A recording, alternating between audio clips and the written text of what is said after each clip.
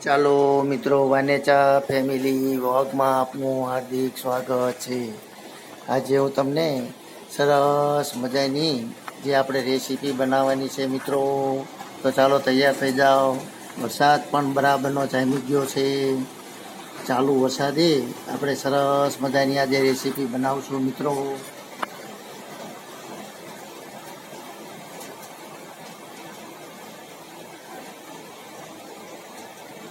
ચાલો મિત્રો, તો હું તમને આજે જે રેસીપી બનાવવાની છે તેનું નામ છે સરસ મજાનું જીસોડાનું રસાવાળું સરસ મજાનું શાક બનાવવાનું છે મિત્રો, અને બાજરીના બળીંગા સાથે સર્વ કરવાનું છે મિત્રો. તો ચાલો મિત્રો, આજે આપણે તેનું મટીરિયલ જોઈ લઈએ. સૌપ્રથમ આપણે તાજા એવા સરસ મજાના જીસોડા લીધા છે, ટામેટા છે, લીલા મરચાં છે, લસણ છે અને સરસ મજાની કોથમીર છે. તો ચાલો મિત્રો, સૌપ્રથમ આપણે જીસોડાને સરસ રીતે કટિંગ કરી લઈએ. ત્યાર પછી શાક વઘારવાની શરૂઆત કરશું મિત્રો. અને તમને બીજું પણ એ કહું કે જીસોડા નહીં, જે સાયલ હોય તેનું પણ આપણે એક રેસીપી ક્યારેક તમને હું બતાવીશ. ત્યાં પણ ખાવામાં ખૂબ જ ઉપયોગી હોય છે અને ગુણકારી હોય છે મિત્રો. તો ચાલો અત્યારે તેનું કટિંગ કરી લઈએ. ચાલો મિત્રો, આજે આપણે સરસ મજાનું જીસોડાનું રસાવાળું શાક બનાવવાનું છે. તો ચાલો તેનો સરસ રીતે વઘાર કરી લઈએ મિત્રો. તેલ આવી ગયું છે, થોડીક રાઈ ઉમેરી દઈએ, થોડુંક આખું જીરું,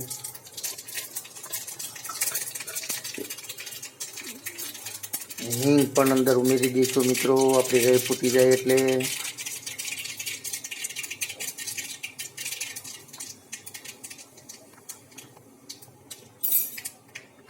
ત્યાર પછી આપણે જે સરસ રીતે કટિંગ કરીને રાખેલું છે તે જીસોડા પણ અંદર ઉમેરી દઈશું મિત્રો.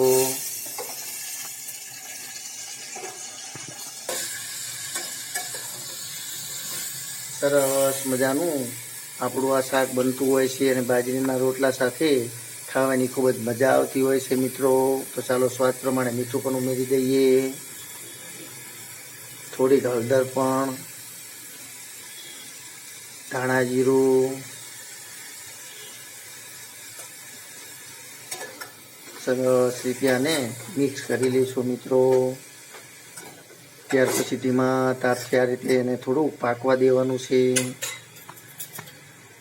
તેની અંદર આપણે થોડુંક મરચું પણ ઉમેરી દઈએ, થોડુંક તીખું મરચું, તેમજ સ્વાદ પ્રમાણે થોડો ગોળ પણ અંદર ઉમેરશું મિત્રો.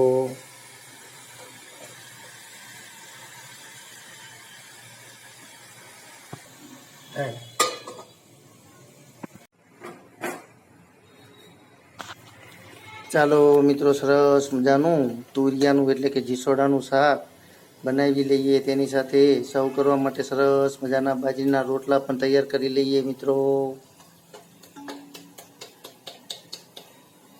બાજરીનો રોટલો કરવો એ ખૂબી હોય છે મિત્રો.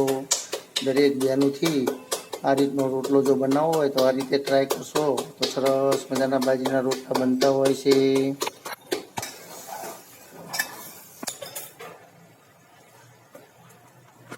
તમે જોઈ રહ્યા છો, સરસ મજાનો આપણો બાજરીનો રોટલો તૈયાર થઈ ગયો છે.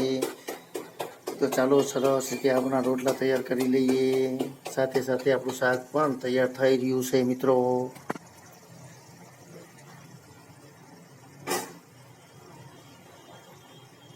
તમે આવી રીતે જરૂરથી તુરિયાનું શાક અને બાજરીના રોટલા બનાવજો, ખાવાની ખૂબ જ મજા આવશે મિત્રો. હાલ ચોમાસાની અંદર સરસ મજાના તાજા તુરિયા આવી રહ્યા છે મિત્રો.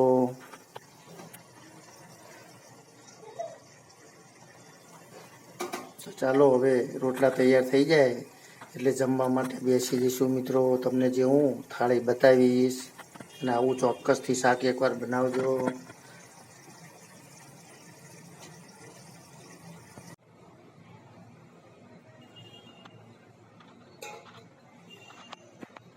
ચાલો મિત્રો, તમે જોઈ રહ્યા છો, સરસ મજાનું તુરિયાનું શાક તૈયાર થઈ ગયું છે રસાવાળું. ખાવાની ખૂબ જ મજા આવશે મિત્રો. તો તમે ચોક્કસથી એકવાર આવા જીસોડાનું એટલે કે તુરિયાનું શાક બનાવજો મિત્રો, કારણ કે રસાવાળા તુરિયાનું શાક અને બાજરીનો રોટલો હોય અને સાથે આવા લાલ મરચાં સાથે છાશ અને ગોળ, તો મિત્રો પછી બીજું તો શું જોઈએ, ખાવાની પણ મોજ છે મિત્રો. તો ચાલો આપણી ઢબ પ્રમાણે આપણા બગીચામાં બેસીને જમવાનું છે, ત્રીજા માળની વાડીની અંદર.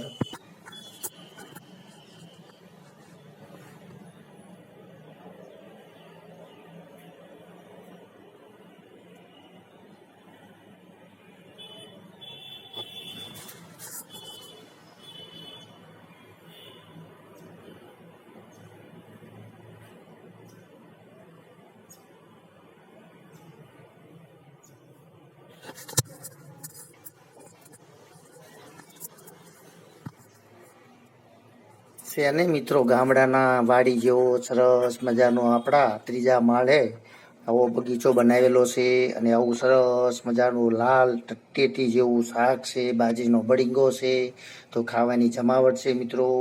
તમને પણ ખાવાનું મોજ આવી જાય તેવું શાક છે મિત્રો.